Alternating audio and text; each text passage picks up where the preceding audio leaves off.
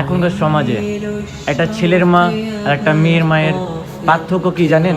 একটা বিবাহিত মেয়ে যখন তার মায়ের কাছে অভিযোগ নিয়ে যায়, এ মা, তুই আমাকে কেমন স্বামীর সাথে বিয়ে দিলি, যে যে স্বামী আমাকে গুরুত্ব দেয় না, যে স্বামী আমাকে স্ত্রী বলে মেনে নেয় না, তখন ওই মেয়ের মা উত্তরে বললেন, তুই একটু ধৈর্য ধর মা, হয়তো ওপরওয়ালা হয়তো তোর পরীক্ষা নিচ্ছে, একটু ধৈর্য ধর মা, তোকে ঠিক তোর স্বামী একদিন তোর অধিকার দিবে, তোকে স্ত্রী বলে মেনে নিবে।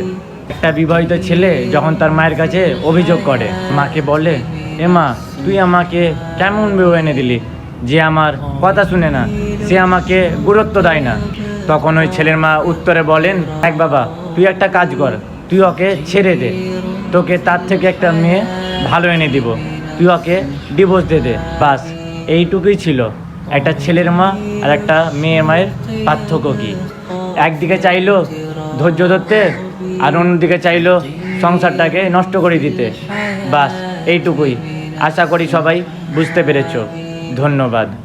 طويل الشوق يبقى في اغتراب